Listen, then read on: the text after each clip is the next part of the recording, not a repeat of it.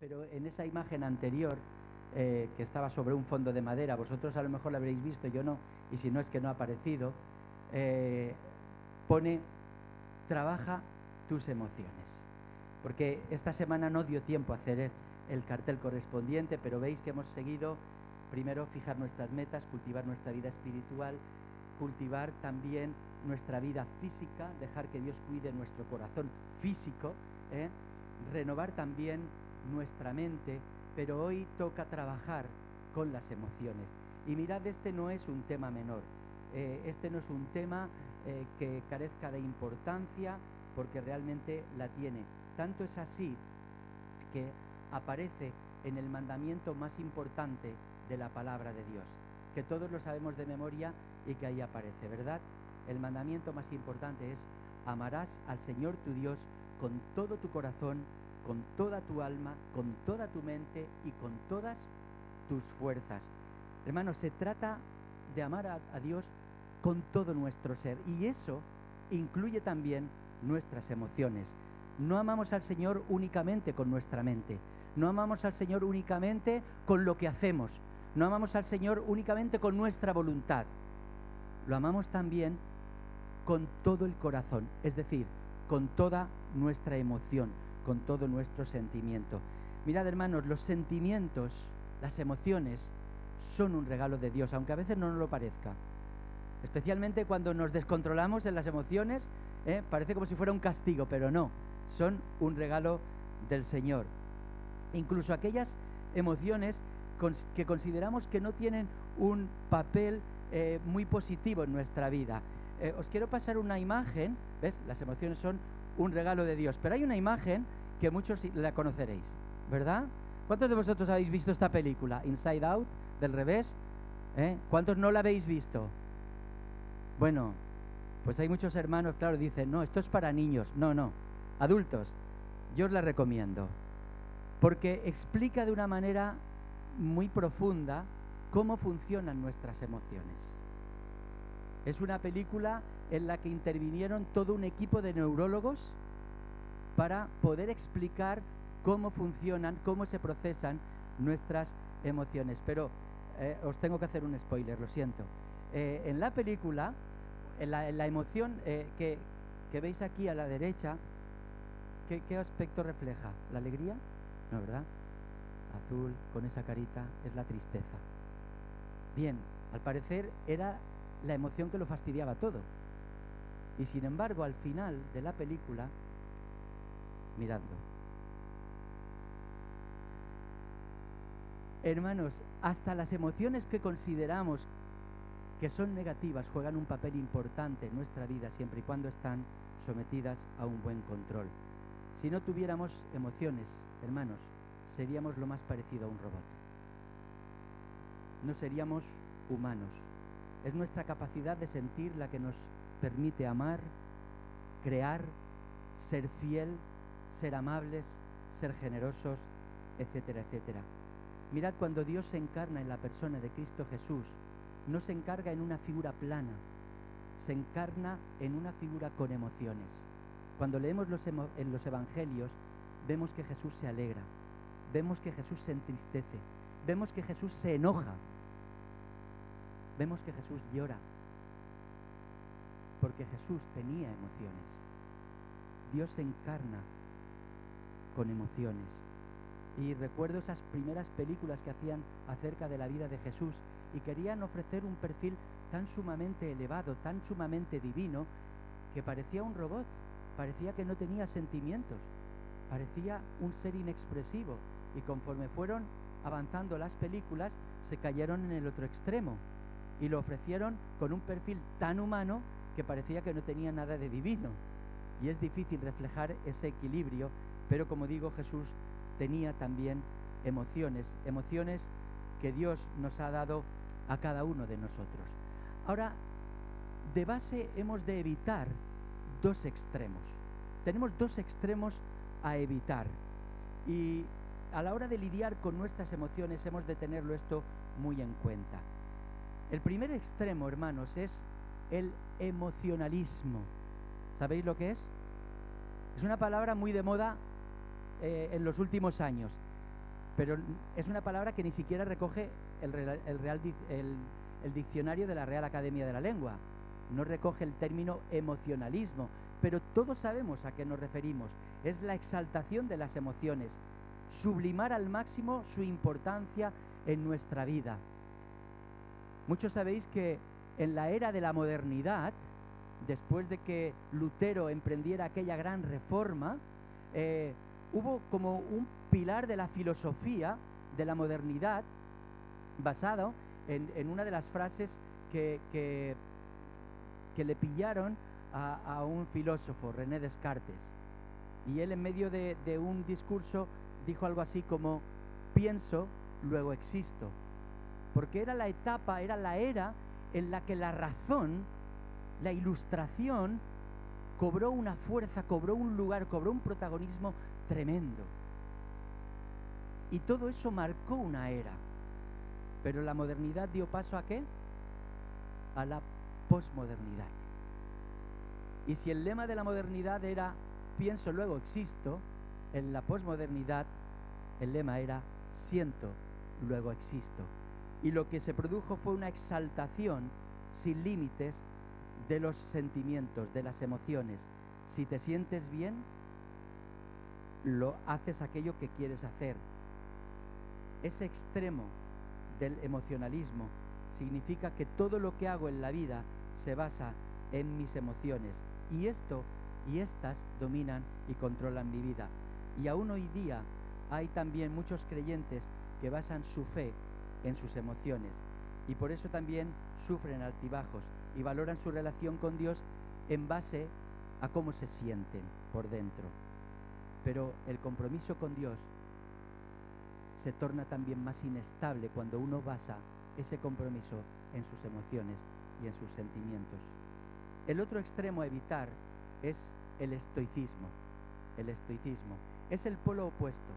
Las emociones no son relevantes.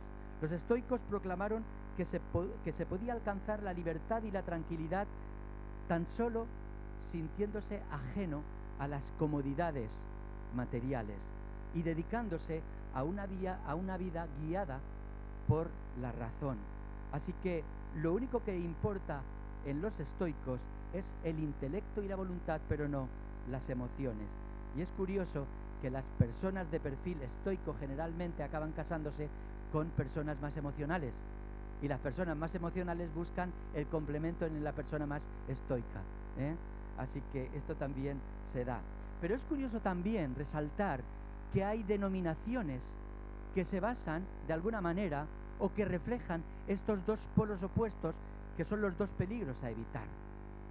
Hay denominaciones que lo basan todo en la razón, que lo único que les importa es el mensaje de la palabra, pero analizando teológicamente, analizando cada palabra, cada término y profundizando, porque lo que más les interesa es esa profundidad teológica. En sus cultos la alabanza y la adoración es casi inexistente en cuanto a la música, en cuanto a otras expresiones artísticas, porque eso tiene que ver con las emociones.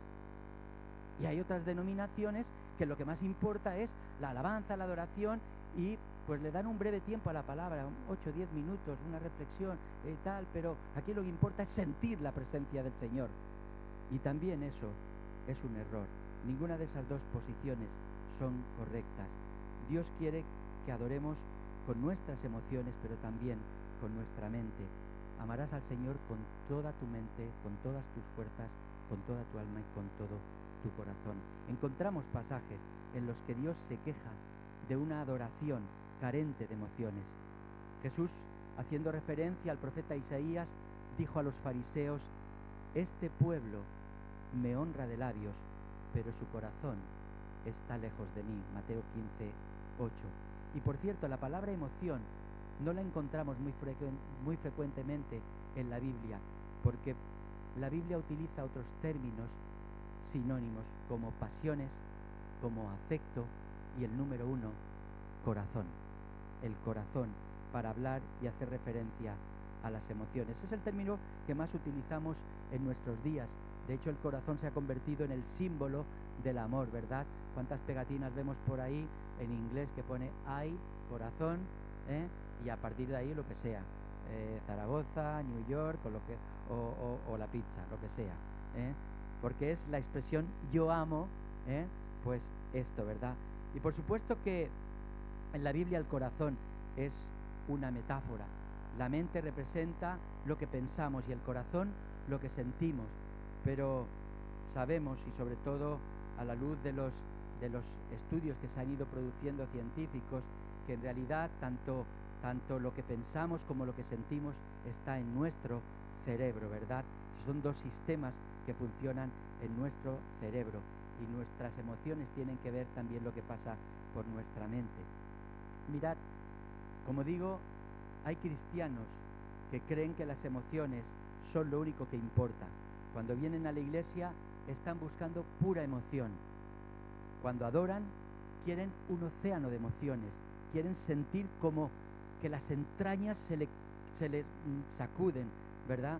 Y si no entran en ese estado casi de éxtasis, es como que entonces no han alabado al Señor, no han adorado.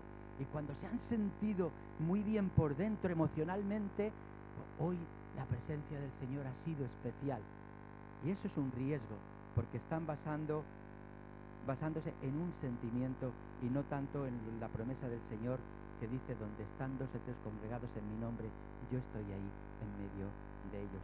Te sientas como te sientas, pero como digo, lo que busca muchas veces es emocionarse, y esto a veces hace que la emoción se convierta en un ídolo, porque llega a suplantar el lugar que le corresponde a Dios. De hecho, fijaos que la iglesia de Corinto, recordáis que tenía un serio problema.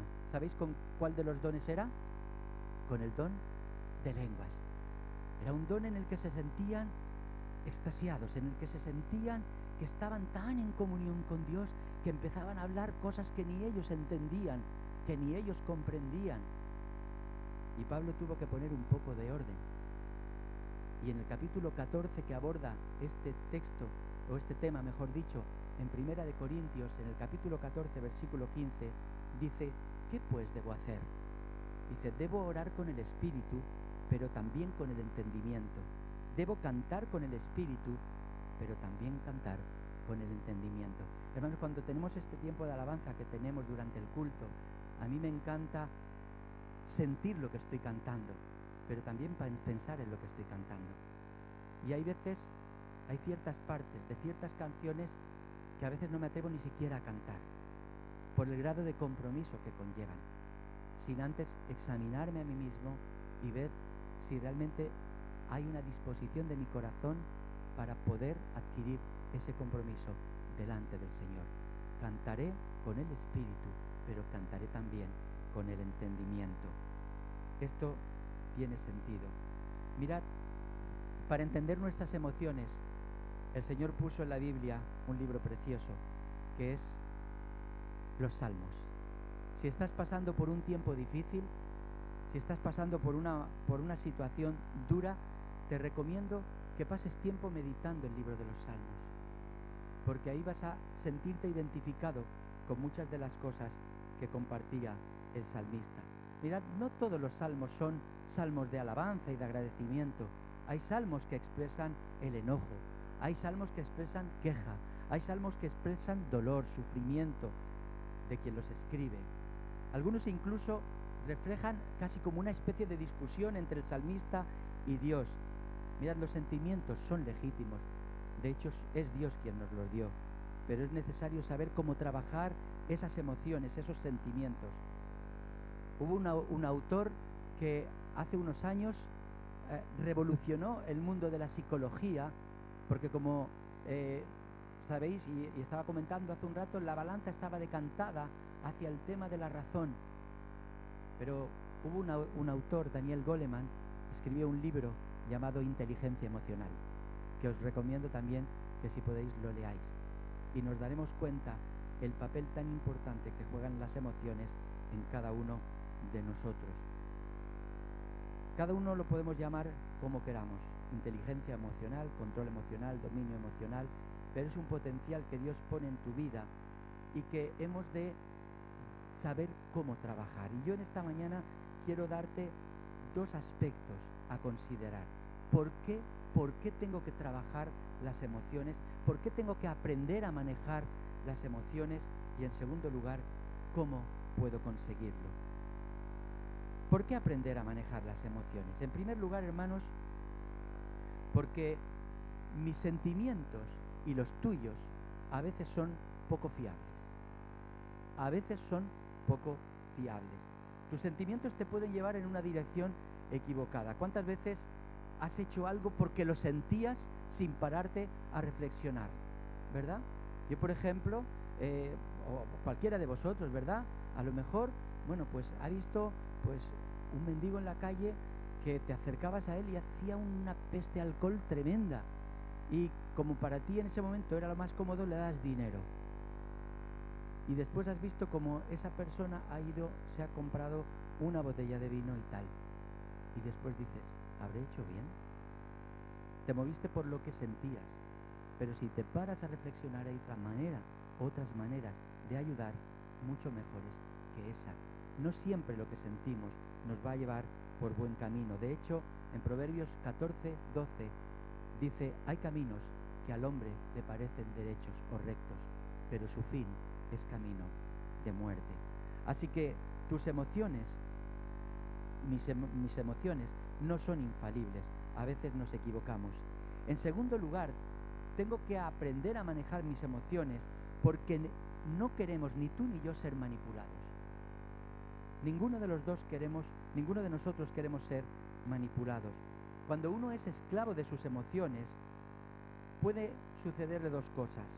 O bien que acabes condicionado por tu propio estado de ánimo, o bien que otras personas que conocen tu debilidad te manipulen y se aprovechen de ti. Y esto lo utilizan mucho los padres con los hijos.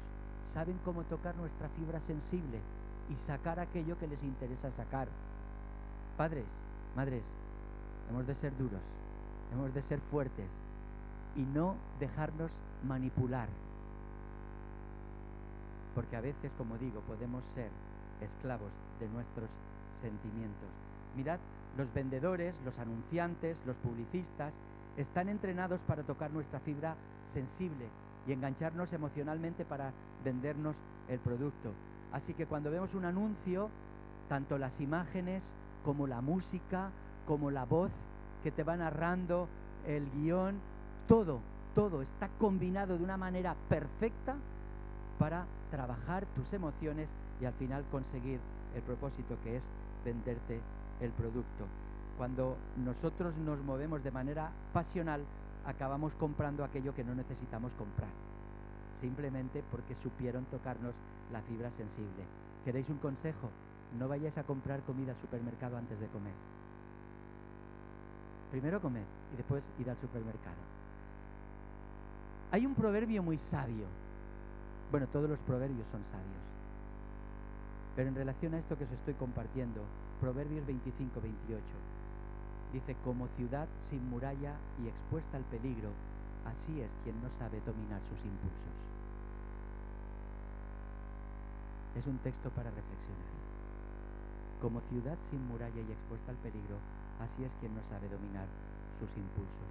No solo estás indefenso ante la manipulación de los demás, sino también indefenso ante la manipulación de tu propia vieja naturaleza, que se aprovecha de tu estado de ánimo, y también del enemigo común que todos tenemos y que sabe también muy bien aprovecharse de tus emociones. Y él aprovechará el miedo, y aprovechará el resentimiento, y aprovechará los celos, y aprovechará la envidia, y aprovechará la amargura, y aprovechará la preocupación, aprovechará cualquier cosa, la ansiedad, la vergüenza, lo usará todo para hacerte daño. Si no sabes cómo manejar tus emociones, estás indefenso como una ciudad sin muralla, y no queremos ser manipulados. En tercer lugar, hermanos, porque queremos, aquellos que hemos conocido a Dios, queremos agradar a Dios. Queremos agradar a Dios. Y si son nuestras emociones las que se adueñan de nosotros, Dios no puede ser el dueño de nuestra vida. Jesús lo decía en relación a las riquezas: no podéis servir a dos señores. Y cuando las emociones se convierten en nuestro dueño, podemos aplicar el mismo versículo: no podemos servir a dos señores. Si tus emociones son el eje de tu vida, Dios no está en el centro de tu vida y no eres a Dios y no es a Dios a quien estás sirviendo. Por lo tanto, Dios no va a gobernar entonces tu vida. No puedes tomar decisiones basadas simplemente en cómo te sientes, porque entonces has hecho de tus sentimientos un Dios. Pablo lo expresaba en Romanos 8:8 de esta manera: los que viven sometidos a los deseos de la débil condición humana no pueden agradar a Dios. Los que viven sometidos a los deseos de la débil condición humana no pueden agradar a Dios. Así que no podemos agradar a Dios si son las emociones las que nos dominan. No podemos basarnos en ellas, sino en lo que Dios nos dice. Y en cuarto y último lugar, porque no quiero, y yo espero que tú tampoco, no quiero fracasar en mi vida. No quiero fracasar en mi vida. Queremos alcanzar grandes metas en nuestra vida, pero esto no va a ser posible si son nuestras emociones las que controlan nuestra forma de caminar, de actuar, de decidir. No tenemos ni mucho menos garantizado el logro de nuestras metas si somos capaces de controlar nuestras emociones. No lo tenemos garantizado, pero lo que sí que tenemos garantizado es el fracaso si las emociones se adueñan de nosotros. Cada vez hay una convicción mayor de que nuestro coeficiente emocional es casi más importante o es más importante que nuestro coeficiente intelectual. Hay personas con un coeficiente intelectual no muy desarrollado, pero con un gran control de su coeficiente emocional y que han alcanzado metas mucho mayores que aquellos que han tenido un coeficiente intelectual tremendo, pero sin embargo no han sabido controlar sus emociones. Mirad, hay algunas frases que de alguna forma identifican quiénes son o cómo se mueven aquellas personas que se basan en las emociones. Y os doy simplemente dos frases, y las dos empiezan por es que no me apetece. ¿Habéis dicho alguna vez esa frase? Oye, es que no me apetece. Pero es que hay muchos que hacen de este es que un lema de su vida, y a cada tarea que se pone delante está es que no me apetece. Personas que viven sus emociones por sus apetencias. Se levantan y dicen, ¿qué me apetece hacer hoy? Pues la verdad es que no mucho, así que acaban no haciendo mucho. Y si lo haces día tras día, pues no haces mucho en la vida. Pero hay otros que dicen, es que me he dejado llevar, ¿verdad? Es que me he dejado llevar. La falta del autocontrol. Esto se ve mucho en el fútbol, ¿verdad? Hay jugadores que son auténticos profesionales para lo que se dice pinchar a otro. Y a lo mejor están detrás y le están diciendo a la oreja cualquier barbaridad. De pronto el jugador pierde el control, se gira, le da un puñetazo o le da un codazo o lo que sea, y aquel ya, el gran teatro, se tira a tierra y aquel queda expulsado con tarjeta roja. Bueno, los que sois del Atlético de Madrid, pues veríais esta semana pasada lo de Torres, etcétera, etcétera. Cuando hay una falta de control, digo, se ve mucho en el fútbol, pero aplicadlo a cualquier otra área de la vida. Mirad, hay cosas peores. Mirad, cuántas personas han arruinado su matrimonio, cuántas personas han arruinado su trabajo, cuántas personas han arruinado su reputación debido a esa falta de control. Un impulso incontrolado, una respuesta inoportuna, una reacción que echó a perder cosas tan importantes. La gente se pierde por falta de control. Me viene a la mente un versículo, no recuerdo literalmente como decía, creo que era un proverbio, de aquellos que de pronto lanzan una crítica, lanzan una murmuración, y dice, es como una especie de cojín de plumas, que cuando lo aireas, salen las plumas. Ahora ves y recógelas, ¿verdad? Dice, pues así es aquel que ha lanzado, ¿verdad?, una crítica. Ahora ve a ver si los efectos que ha producido los puedes volver a reconducir y echar para atrás. No se puede. Mirad, en Primera de Pedro 4:2 se nos dice, para vivir el resto de y ahí me gustaría que pongas tu vida mortal, conforme a la voluntad de Dios y no conforme a las pasiones humanas. Mirad, cuando aceptamos al Señor Jesús en nuestra vida, le damos también nuestro corazón, y eso incluye también nuestras emociones, y las ponemos bajo su control.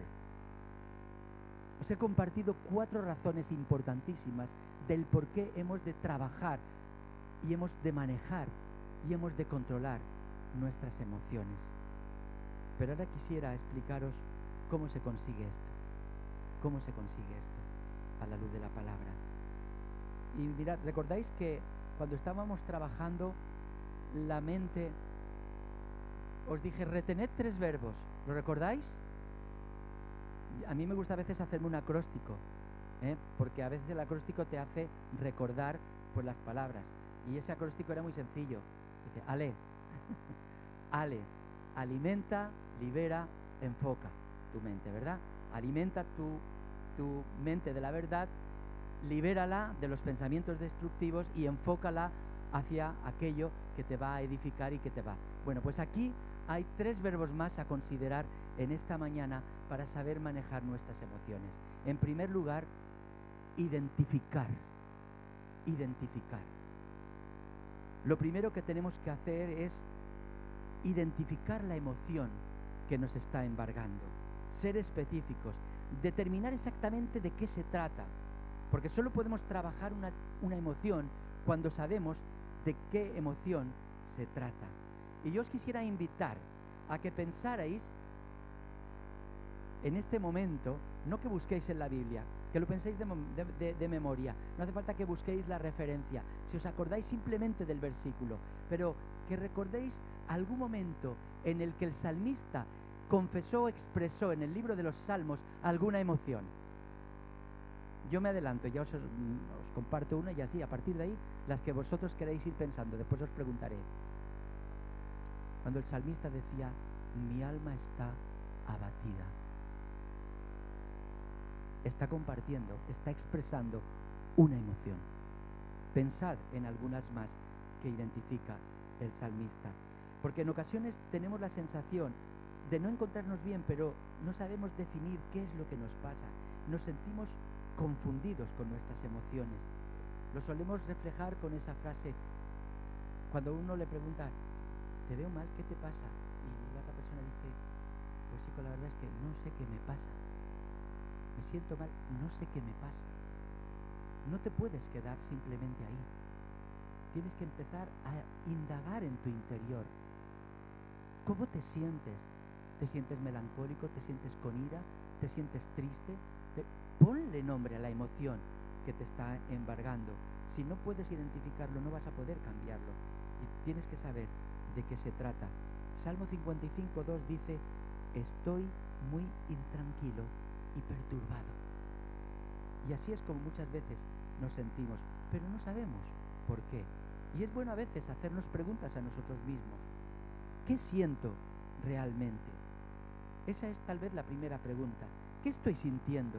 Necesitamos profundizar en lo que sentimos, no quedarnos en el síntoma.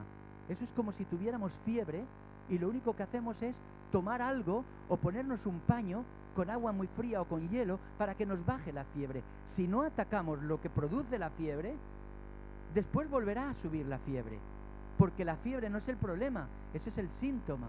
Por lo tanto, hemos de buscar aquello que la produce, ¿verdad? Pues entonces hemos de buscar no solo qué siento, sino por qué me siento así.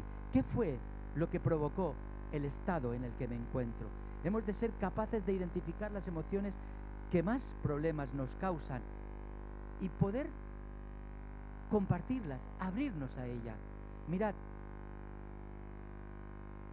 cuando una persona pasa por un proceso de sufrimiento, muchas veces lo que hace es llevarlo a cuestas en silencio.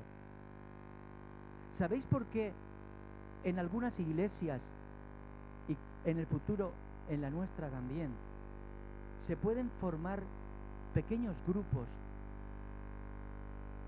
Psicológicamente dirían grupos de autoayuda. Yo diría que son grupos de ayuda mutua basado en el poder de Dios. Pero ¿sabéis por qué se constituyen esos pequeños grupos?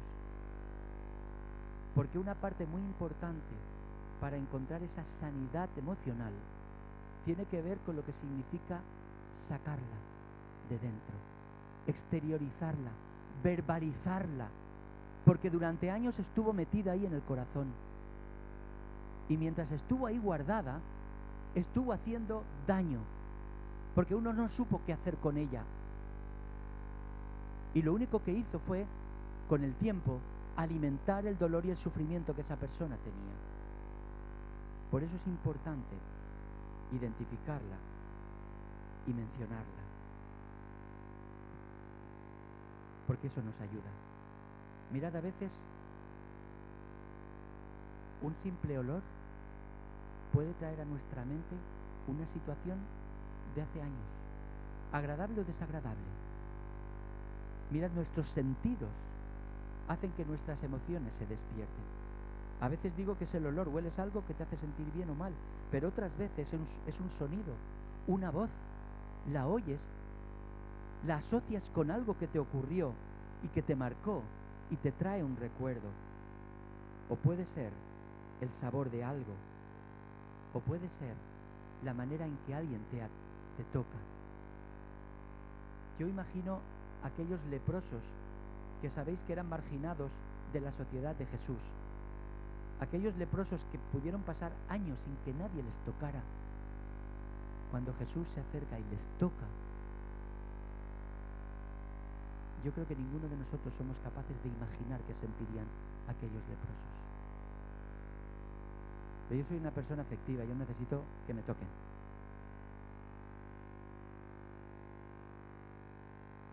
¿Qué sentirían aquellos leprosos? Así que es importante empezar nombrando esa emoción, identificándola, tanto si es negativa como si es positiva, pero especialmente las que son negativas. Esto es lo que hacía el salmista: explicar, exteriorizar, mencionar de qué emoción se trata. Y ahora es cuando os pregunto, ¿qué emociones reflejaba el salmista? ¿Recordáis algún versículo? En voz alta, fuerte.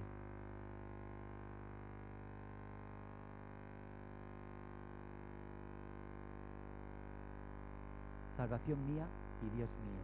Muy bien, ¿qué más?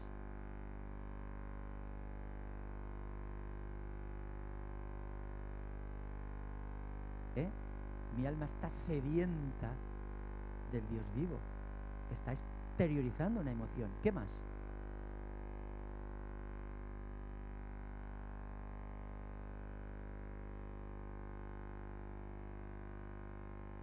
No lo oigo desde aquí.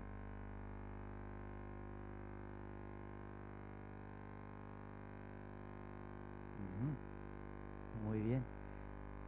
¿Y había oído otra por ahí? Muy bien.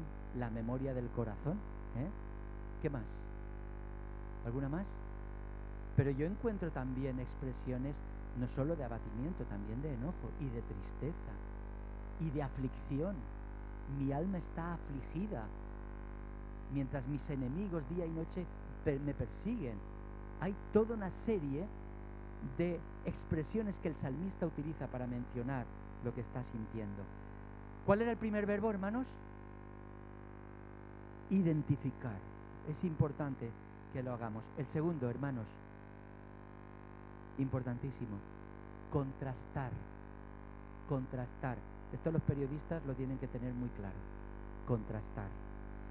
Mirad, no aceptamos automáticamente lo que estamos sintiendo como una realidad absoluta. Hemos de contrastar lo que estamos siguiendo, porque a veces las cosas no son tan malas como las estamos sintiendo, ni tan buenas como las estamos sintiendo. Probablemente no. ¿Sabéis? Hay un versículo también muy importante, Jeremías 17:9. Dice: nada hay tan engañoso y perverso como el corazón humano. ¿Quién es capaz de comprenderlo? Engañoso y perverso como el corazón humano. ¿Quién es capaz de comprenderlo? No puedes fiarte de tus sentimientos. Tienes que buscar una base mucho más fiable. ¿Y sabéis dónde viene la respuesta? A continuación del versículo 9, el versículo 10. Yo, el Señor, que investigo el corazón y conozco a fondo los sentimientos. El Señor es el que conoce e investiga tus sentimientos. En Dios buscamos contrastar esas emociones. Y eso es lo que hacía David. Él pedía ser examinado por Dios. Dice el Salmo 26, 1 y 2, en ti, Señor, confío firmemente.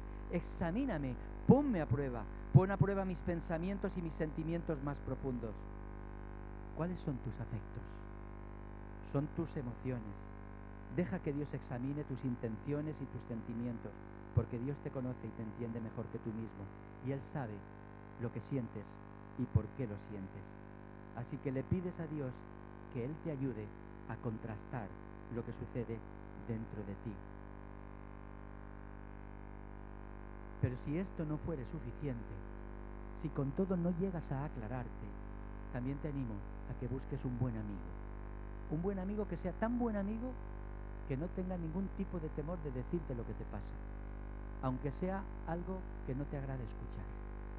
Un amigo que se atreva a decirte también la verdad. Job tenía un amigo, Elifaz, y él le preguntó a Job, ¿por qué te dejas llevar por el enojo? ¿Por qué te relampaguean los ojos? Imaginaos, estaba furioso Job y su amigo le interpela. ¿Tienes a alguien que te pueda hacer las preguntas con esa franqueza con la que le preguntaba este amigo de Job? Es importante no solo mencionar, no solo identificar lo que te pasa, es importantísimo contrastar con la palabra de Dios, contrastar con lo que Dios piensa al respecto. Y el tercer verbo y último, dominar. Dominar, controlar, gobernar. Buscad el sinónimo que queráis. Buscad el sinónimo. Domomar. Pues eso ya os podéis imaginar a qué horas estaba yo acabando el power. Es un error. Dominar, hermanos, dominar. Mirad, cuando tu estado de ánimo o tu emoción no te está llevando a buen puerto, a donde tienes que ir, tienes dos opciones: o las cambias o las canalizas. A veces tenemos que cambiar esa emoción, lo que sientes, porque algunas emociones son destructivas, son tan dañinas, tan inefectivas, que lo único que puedes hacer con ellas es cambiarlas. Tienes que cambiar eso que estás sintiendo. Filipenses 2:5 nos dice: haya pues en vosotros este sentir que hubo también en Cristo Jesús. Y ese sentir incluye nuestras emociones. Lo que estás sintiendo debe ser igual a lo que siente Jesús.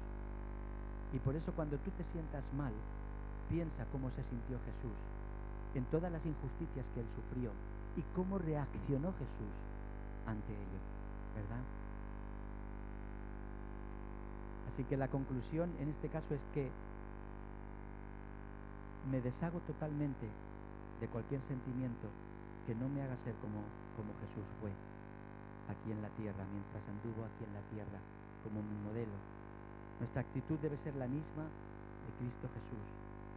Y si estoy sintiendo una emoción, no solo tengo que identificarla, no solo tengo que contrastarla, pero también lo que busco es cambiarla. Y a veces, como digo, lo que necesitamos es canalizar lo que sentimos. Porque a veces no se trata simplemente de cambiarla, tal vez se trata de sacarle partido a esa emoción. Una emoción a priori puede ser dañina para nosotros, pero si sabemos canalizarla, entonces le estamos sacando un buen partido y la estamos transformando para bien. Mirad, hace unos días escuchaba yo el testimonio de un deportista que sufrió un accidente muy grave, y cuando fue al médico, el médico lo primero que le dijo es: despídete, porque nunca más vas a poder practicar el deporte que venías practicando. Y el paciente, este deportista, se negó en redondo a aceptar aquellas palabras del médico. Así que puso todo su empeño en seguir hacia adelante y luchar con la adversidad. Aquellas palabras del médico le pudieron producir enojo, pero las transformó las canalizó e hizo de la dificultad una oportunidad, hasta tal punto que no tirando la toalla, se siguió esforzando y volvió a competir y ganar competiciones como antes lo había hecho.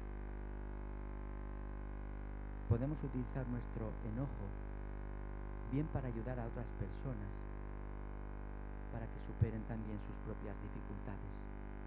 Y de ejemplos tenemos así, ¿verdad? De personas que sufrieron un grave revés en su vida y se convirtieron en auténticos personajes valientes y de fe que acabaron ayudando a otros que habían pasado por adversidades también similares. Mirad, el enojo en sí no es un pecado. Pablo escribe a los Efesios: airaos, pero no pequéis. Lo que haces con ese enojo es lo que hace que al final se convierta en pecado o no. Jesús se enojó ante los cambistas que estaban allí comerciando en el templo. Y mirad, si alguien le hiciera daño a mi familia, yo me enojaría. Y eso no es el pecado. El pecado es lo que haces después del enojo, ¿verdad? A veces no enojarte es sinónimo de indiferencia. Si mi familia es dañada, pero yo ni me inmuto y ni me enojo ni nada, pues es como si no me importara. Y creo que nos tiene que importar. Mirad, Dios se enoja ante el pecado. Y también echad un vistazo a los salmos para que os deis cuenta de ello. ¿Qué pasa con aquellos sentimientos, emociones que necesitan ser cambiados? ¿Cómo las controlamos? Hay veces que decimos: yo es que me preocupo, pero no sé qué hacer, porque por más que lo intento, no puedo evitar sentirme preocupado. No puedo cambiar la preocupación que siento, así que me resigno y la acepto. No, yo os diría que no. A veces las emociones es verdad que intentan adueñarse de nosotros y queremos combatirlas a base de fuerza de voluntad, de empeño, de tenacidad, y ya os digo que no es el camino. Zacarías 4:6, lo recordamos muy bien: no es con espada ni con ejército. Otra versión dice: no será por la fuerza ni por ningún poder, sino por mi espíritu, dice el Señor Todopoderoso. No se cambia una emoción a base de fuerza de voluntad, porque no funciona. No es la capacidad humana, es el poder del Espíritu del Señor obrando en nosotros. Por lo tanto, lo que hemos de hacer realmente es dejar que el Espíritu tome el control de nuestra vida. Mirad, en el lenguaje bíblico, Pablo nos diría: sed llenos del Espíritu Santo. ¿Recordáis aquel versículo? No os embriaguéis con vino, antes bien, sed llenos del Espíritu Santo. Mirad, la mejor manera de combatir con las emociones es que la presencia de Dios llene nuestra vida. Que la presencia de Dios llene nuestra vida. ¿Y esto cómo se hace? Pues mirad, 3 sencillos consejos. En primer lugar, todos los días pídele a Dios que te llene de su Espíritu. Todos los días pídele a Dios que te llene de su Espíritu. Y nada más comenzar el día, nada más te levantes, dile: Señor, lléname de tu presencia, que tu Espíritu tome el control de mi vida. Sé tú el que gobiernes todo mi ser a lo largo de este día. Y eso cada día lo haces. Y verás cómo también tus respuestas y tus actitudes irán cambiando. Cuando alguien vive en el Espíritu, lo que aflora a través de su vida, ¿qué es? El fruto del Espíritu. Lo tenéis ahí. Mas el fruto del Espíritu es amor, gozo, paz. Simplemente con estas 3 primeras, ¿qué giro pegaría la vida de algunas personas si pudieran vivir con el amor, el gozo y la paz que Dios da? Pero continúa diciendo paciencia. ¿Cuántos de vosotros necesitáis paciencia? Un carro y medio necesitamos de paciencia, de benignidad, de bondad, de fe, de mansedumbre, de templanza, que en algunas traducciones dice de dominio propio. Porque el dominio propio, hermanos, aunque se llame así, no viene de nosotros, viene del control que Dios tiene de nuestra vida. Y cuanto más me dejo en las manos de Dios, cuanto más dejo que Él controle mi mente y mis emociones, más autocontrol, digámoslo así, llego a tener. Ser lleno del Espíritu no nos convierte en fanáticos religiosos. Hay algunos que piensan que uno está lleno del Espíritu cuando hace tonterías. Yo de verdad he visto espectáculos bochornosos. He visto a personas haciendo el perro, el gato, haciendo el león, haciendo de todo, porque decían que estaban en el Espíritu. El Espíritu no es descontrol. Al revés, el Espíritu del Señor es el que te lleva a control. Es el que hace que cuando eres provocado, te logras controlar, porque el Espíritu de Dios te da ese control de ti mismo. Si estás lleno de tu Espíritu, tu reacción es otra, totalmente distinta. Mirad, cuando tú tienes una botella en tus manos de champú, tú la aprietas y ¿qué sale de dentro? Champú. Pues cuando tu vida es presionada, ¿qué sale de dentro? Pues si estás lleno del Espíritu, saldrá fruto del Espíritu. Pero si tu vida está llena de rabia, de enojo, de ira, de cualquier otra cosa, lo que aflorará de ti será esto. Otro sencillo consejo. Todos los días le pido a Dios que me ayude a controlar la lengua. Y mirad en esto que es tan importante, tenemos todo un capítulo de la carta de Santiago, que es el capítulo 3. Leéroslo con detenimiento, meditad en él y os daréis cuenta qué importancia tiene el poder dominar la lengua. En Proverbios 10:19 se nos dice: el que mucho habla, mucho yerra. Muy bien, qué bien sabéis leer. Y en Proverbios 13:3, cuidar las palabras es cuidarse uno mismo. Como digo, es muy importante. Repasad Santiago 3. Mirad los ejemplos que pone. ¿Habéis visto los jinetes que montan los caballos de carrera? ¿Cuánto pesa un jinete? Si pesa más de 50 kilos no lo quieren. Ahora, ¿cuánto pesa el caballo? ¿Cómo controlan el caballo? Por el freno que le ponen en la lengua, en la boca. Tiran a la izquierda y gira a la izquierda. Ese es el ejemplo que pone Santiago, pero también pone el ejemplo del barco y del timón. Nuestra lengua es como el timón, y el timón gira para un lado y el barco gira, por grande que sea. Así es nuestra lengua. Hace que nuestra vida se enfoque en una dirección u otra en base del control que tenemos de nuestra lengua. Por lo tanto, le pedimos a Dios que controle nuestra lengua. Y en tercer y último lugar, hago de la palabra de Dios mi palabra. Memoriza la palabra, lee la palabra, medita la palabra, vive la palabra, comparte la palabra. Es decir, que la palabra de Dios sea el fundamento de tu vida. Mirad, Salmo 119:11. En mi corazón atesoro tus dichos para no pecar contra ti. Y Salmo 19:14. Que las palabras de mi boca y la meditación de mi corazón sea de tu agrado, oh Señor. ¿Ves la conexión que existe entre el corazón y la boca? De la abundancia del corazón habla la boca. Lucas 6:45, y lo dijo Jesús. Mi corazón se revela en mis palabras, revela con V, revela con V, traduce o trasluce lo que hay en mi corazón. Tengo un corazón negro, tengo un corazón amargado, un corazón lleno de orgullo. Entonces di como decía David: crea en mí, oh Dios, un corazón limpio y renueva un espíritu recto dentro de mí. Quedaos con ese versículo, quedaos con ese texto. Crea en mí, oh Dios, un corazón limpio y renueva un espíritu recto dentro de mí.